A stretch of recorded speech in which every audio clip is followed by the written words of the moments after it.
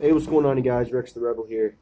Uh, I'm kind of sick, so my nose is all red. I've been sneezing all day. I was in the library too, so that's no fun, sneezing in the library. You get a little bit embarrassed, afraid that people are going to complain because people have done that before. No one did. That's not what this video is about. This video is, of course, about Star Wars The Rise of Skywalker. Warning, spoilers ahead. So for those of you who have not seen the film yet, go make sure that you've seen it before you watch this video. And there's a bunch of other people. Star Wars Theory has put up a video already, at least two, and the Stupendous Wave has two. Go check them out. They're Star Wars-based channels. So there's a lot of people who have already made reviews about this movie, but I figured it's my time to make mine. I haven't done a video in a while. I figure Star Wars would be a great way to come back. So The Rise of Skywalker pretty much undoes everything that The Last Jedi did, which is perfectly fine, because The Last Jedi was shit. I think we can all unanimously agree on that.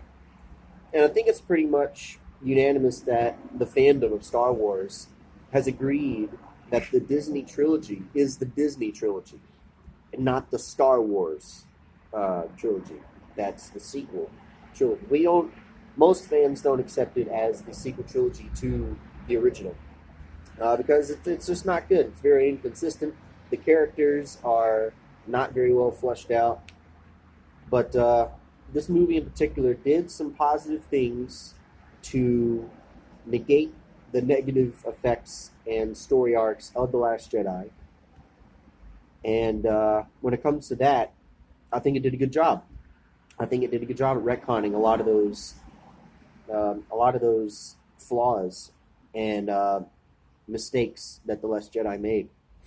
But it does kind of undermine the story a bit, of letting the past die. Of course, can you really let the past die? I mean, the past kind of decides the future.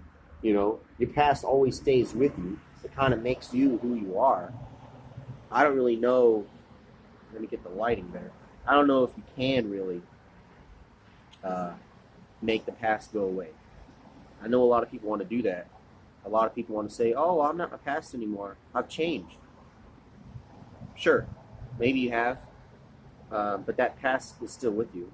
It's still always going to be with you, and you can't make it go away. It's stuck with you. It's a shadow. It's going to haunt you for the rest of your life, whatever your history is. It doesn't necessarily mean it defines you in the present, um, but it does help define who you are to other people. And my God, is my phone lagging? It's like 2 seconds behind. Fuck this. Jesus Christ. This is all I got, man. I don't have a desktop. All I got is this phone. But the flaws of The Rise of Skywalker, which I'm going to get into right now, are Poe Dameron's character with the Zori, whatever her name was. She met him on that Ungari planet that was snowy, where the Knights of Ren showed up, but they didn't do anything. They didn't do anything the whole movie.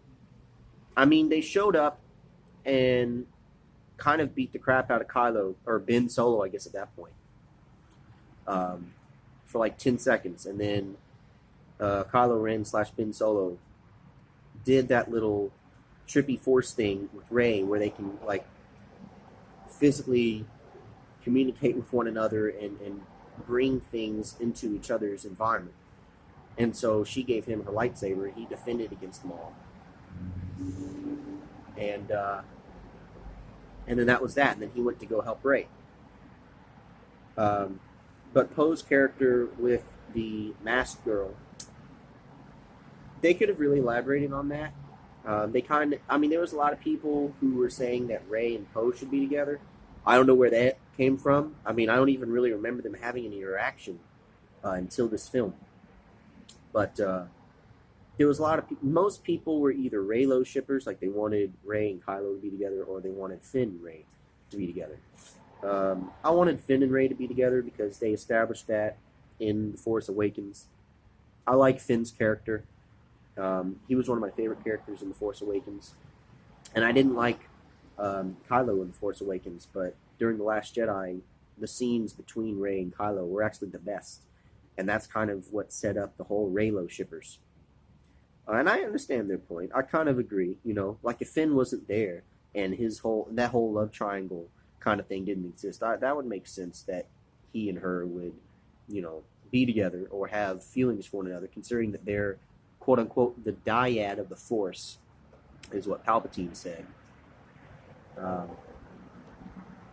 but what I don't get is my train of thought. What I don't get is Finn had something to tell Rey, and it was a very weird, forced situation where he's like, "Rey, I've always wanted to tell you something," but I felt like that wasn't the time to say that, to even bring that up. Is when they were in that little tar pit, not tar pit. It was like quicksand, but it was made out of like little pebbles and BB gun pellets. That's what it looked like. And then they fell into the little cavern where that giant worm snake thing was. She healed. How it got injured, I have no clue. But they really expanded on Rey's powers, which I thought was kind of cool. They expanded on the Force itself, which is what every Star Wars movie does. I don't have a problem with that. But yeah, they never had Finn admit to her his feelings, and I was just like, why are you leaving that hanging? I mean, this is the end of the saga. This is the end of the Skywalker saga, according to Kathleen Kennedy and Disney. So these new characters are never going to finish their arcs. Poe is, we're not going to know what happens with him and the girl.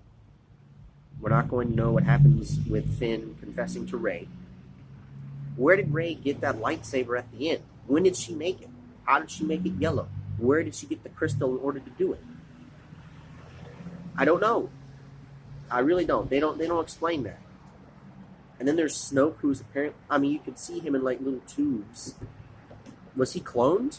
Was he supposed to be like a body that was used as like a husk for Palpatine to move through?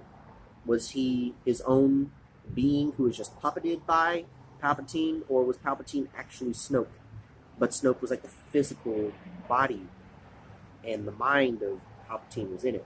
I don't know. We will never know, unless comics flesh that out and try to expand on Snoke. But we have a Kylo Ren comic out right now, which I've not read yet. And so far, though, I've heard nothing about really Snoke's emergence into the Star Wars universe, where he came from. But this seems to reveal that he was cloned, and that he was an error. You know, cloning is difficult, guys. For some reason, we could clone Jango Fett, but trying to clone all these other, wherever Snoke came from, that's why he's all deformed, just because he's a clone. Not because of battle, but because he's a clone, and cloning is difficult. The end scene of The Rise of Skywalker, where Rey and Kylo finally confronted Sidious or Palpatine or whoever you refer to him as. People seem to be referring to him as Palpatine lately and not Darth Sidious. Almost Palpatine is scarier than Darth Sidious. More like Darth Hideous, am I right? Terrible joke, I know. I don't agree with what they did, especially the way they went about it. Kylo basically died like twice in this film. The first time when he got stabbed and then saved by Rey. He got stabbed by Rey because of the fact that Leia died, and she spoke to him in a way, and that distracted him, and so she stabbed him. But then she healed him. Yeah, she can force heal. Rey can force heal, which I'm not necessarily against. She was reading the old ancient texts and stuff, and that probably taught her and explained to her that she could do that. Of course, before in The Force Awakens, when she did a Jedi mind trick on the stormtroopers, that didn't make any sense. I mean, even the greatest of Jedi, like it takes a Jedi master to be able to mind trick someone, not just a regular old Jedi Knight. You got to be top tier Jedi. So the fact that she could do that in the first place is weird. It's also been pointed out that she has psychometry, which means that she can touch something and she can get a feel for what that object's been through, which is similar to Quinlan Voss's character. So that's pretty cool. But at the end of the Rise of Skywalker, when they were confronting Palpatine, he basically sapped their energy, their life force energy, similar to what Darth Nihilus in the Old Republic did. The Old Republic games and comics, if you're not familiar. Please be familiar with the Old Republic if you are. That Knights of the Old Republic, which you're supposed to be making, by the way, supposedly, in the next coming years, which is, I'm excited for that. Hopefully they do that right. But I've been told Rian Johnson is going to be partially on that for at least one movie, which I'm not excited for at all. Rian Johnson can fuck off. Johnson, he can fuck off. But when Kylo Ren / Ben Solo was like force pushed down that little canyon thing, you knew he wasn't dead because they didn't actually show it. It's one of those off-screen deaths kind of thing where he falls down a shaft, but he's perfectly fine. And then it was just Rey all by herself. Of course, she's going to take on Palpatine alone, and of course she's still sitting there on the ground while Kylo is supposedly dead. And then she's spoken to by the Jedi, right? You can hear Qui-Gon's voice, you can hear Mace Windu's voice, you can hear Ahsoka's voice faintly. I had to, like someone had they purposefully recorded like that scene in the theater, or they somehow had that scene from the theater and uploaded it, and it was like, here's all the voices, and I listened to that and I heard her voice. They said that Anakin had the most runtime, but I didn't really hear him. I didn't really hear Anakin's voice. I didn't hear Hayden Christensen that much. It was very difficult to make out if it was him saying anything. But it's like she was having an acid trip of Jedi speaking to her across timelines. I don't like the way that they did that. I think it would have been much cooler, and the way that the scene would have been perfect if they were to do the scene, because that's the route they decided to take, and because it's the route they decided to take, in my opinion, the perfect way to send off this whole saga is to have Kylo Ren and Rey confront the Emperor together, and while they're confronting him and losing, the Force ghosts of both Anakin Skywalker and Luke Skywalker show up. Again, this is hypothetical. This is how I would have done it as a fan. And we kind of all know that fans are better at writing this than the directors and producers at this point. So if you like this idea, please let me know if you agree. Anakin Skywalker and Luke Skywalker show up as Force ghosts, place their hands on the shoulders of Rey and Kylo, respectively. Palpatine sees these Force ghosts stand behind them, and he sees his past come to haunt him. You know, the boy from Tatooine who he manipulated into becoming his puppet, Vader. He sees him, the guy who killed him originally, back to finish the job through Rey and Kylo. I can just imagine Palpatine looking back, his eyes wide. No, impossible. You're not going to kill me again. No, Skywalker. You know, he just, you can see the fear in his eyes. He becomes overwhelmed. He realizes that the man who could have defeated him the entire time, the only person, the chosen one, was that. And he was with his son, the same one who ended him, who killed him and redeemed him. Vader. Him being Vader. And then, after Luke and Anakin show up in support to use their Force powers with in support of Rey and Kylo, a bunch of other Jedi show up. Just like imagine a bunch of other Force ghosts show up. Qui-Gon, Obi-Wan, Yoda, Ahsoka, Mace Windu, a whole bunch of people, you know, Aayla Secura, Plo Koon, Kit Fisto, who, you know, just get a bunch of Jedi, even like other, Kanan Jarrus, get a bunch of people who are Jedi, who have been in the series affected by Palpatine and his wrath, and have them stand behind Force ghosts of Anakin and Luke, which are standing behind, offering their Force connection to Rey and Kylo, and they're all just sitting there with their hand out, using the Force, and Palpatine is there having to watch as these multiple Jedi use their Force in conjunction with one another to defeat him. Their overwhelming might taking over Sidious, Palpatine, whoever you want to refer to him as. And he realizes the power, the might of all these Jedi who have become one with the Force, who are not siphoning, but empowering Rey and Kylo with their energy,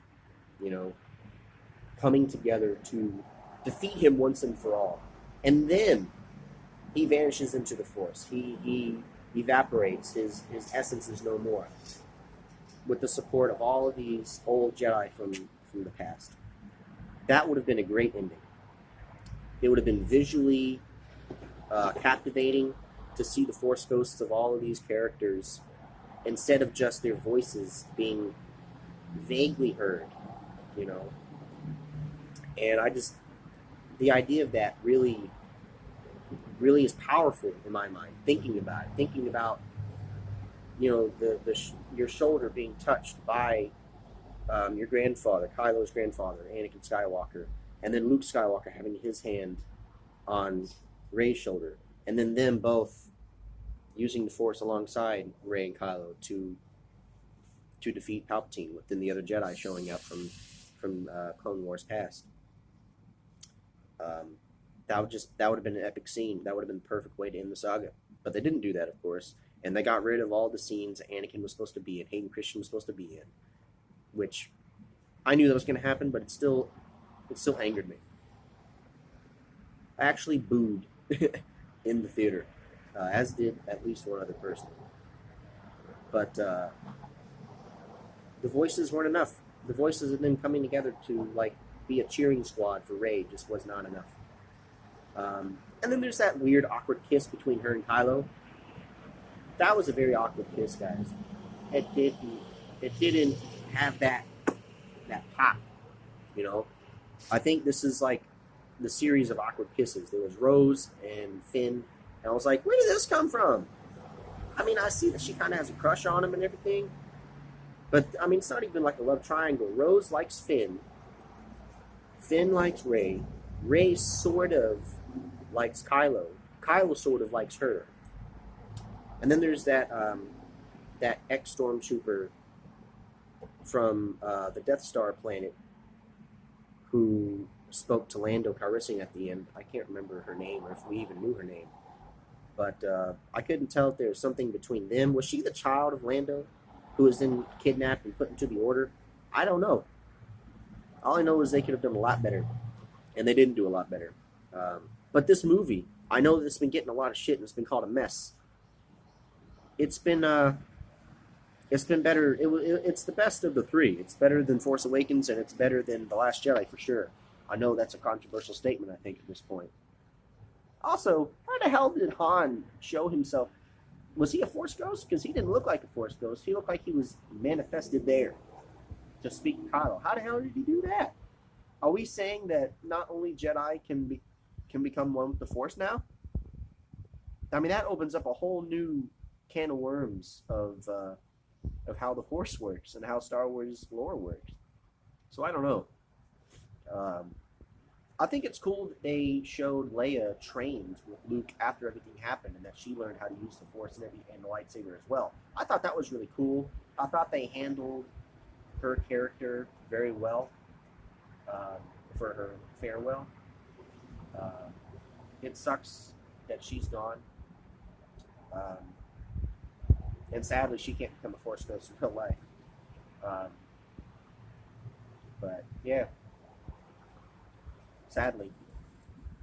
But, I mean, sadly, this whole saga is over. The whole thing is kind of sad. How did Kylo become a Force ghost, by the way? When did he learn how to do that? Why didn't Rey become a Force ghost? She just kind of sat there in Kylo's arms. Could she not become a Force ghost? Or was she not completely dead? Like, was there still some light in her? Some bit of Force in her? I don't know. Who are all those people on Exegol, all those like Sith cultist people. Who the hell? Where the hell did they come from? All these young officers and stuff in the Sith fleet. Who the hell were they? How? These people look like they weren't even. There's no way that they were alive 40 years ago when Palpatine was in power. Where did they come from? How did they learn? How did they get there? How did the First Order not know that there were all of these people joining this Sith fleet, the Final Order fleet? How did they build them? Was he building them the entire time? I don't know, man. I don't get it. Did Palpatine have this plan the entire time? Did he have a vision that showed him dying? I don't know. But I mean, it was a movie. It was a good movie, but it was deeply flawed, and I don't know. I just feel like they could have done so much more to make it that much more impactful, and to really end off the saga with a bang, because really it just kind of waned off and ended instead of this big explosion. You know, there was no like major climax, and there was no major finale. The finale was just kind of like, it was dull compared to everything else. Also, Palpatine shot Force lightning up into the sky and took out like a quarter of the Rebellion's fleet, the Resistance fleet, not the Rebellion. How the hell is his Force lightning that he just used immensely more powerfully against an entire fleet not overpowering Rey and her lightsaber? Right? That doesn't make sense. She should have been dead. She should have been overpowered by that. And I don't know. And she just deflects the lightning with his lightsaber, and, you know, Mace Windu style, which makes sense because Mace spoke to her. But it makes more sense if Mace was there as a Force ghost behind them and used that alongside everyone else. Qui-Gon. What if? Wouldn't it be kind of cool if like Darth Maul showed up? You know, randomly. He's like, "You betrayed me. I'm here to help the Jedi defeat you once and for all." You know, I mean, that wouldn't make any sense and it wouldn't happen, but it'd be kind of weird to have him show up and be like, I'm teaming up with my old enemy to defeat you. You know, I think that would be kind of, it would be cool. It would be stupid, but it would be cool. I wouldn't put that in the movie, but it's just, you know, for funsies, fun idea to have. But and Kylo would have had to help defend against the lightning as well. Her doing it on her own, I don't know. She kind of was OP this entire time. Did she ever really get hurt? I don't really think she ever sustained any real injuries this entire trilogy, which is what I think Star Wars theory pointed out, is that she never lost a hand, she never got stabbed, nothing. I don't know how to feel about that. I didn't even think about that until he mentioned it. But anyway, that's Rise of Skywalker, because she's apparently a Skywalker by name. She's actually a Palpatine, which I kind of knew they were going to go that route, which I don't have a problem with. But when did Palpatine have sex? Did he have sex before he turned into this hideous thing, or what? Because I don't know who's going to lay with him as Emperor, unless he's viewed as like a Weinstein type person who's super fucking ugly. But it's like, oh, he's big and he's famous and he can get me places, so I'm going to sleep with him, even though he's disgusting. I don't know. I'm assuming that the woman who was next to him in that opera scene and Revenge of the Sith was his wife. For those of you who don't know, go check that out. I wish I could like link these things, but I can't really edit really much with these vlogs. But hopefully someday soon I won't just be vlogging. I'll be able to put up real content that I actually love and I can make more clean, right? Better quality. This is what I really want. But thank you for listening. If you did, please like, comment, and subscribe. This is a long fucking video. I didn't mean to make it 30 fucking minutes long almost. Anyway, but yeah, please like, comment, and subscribe. Let's hope YouTube cleans up its act, which I have no faith that it will. But oh well, it's the only platform we really have. See ya. Peace.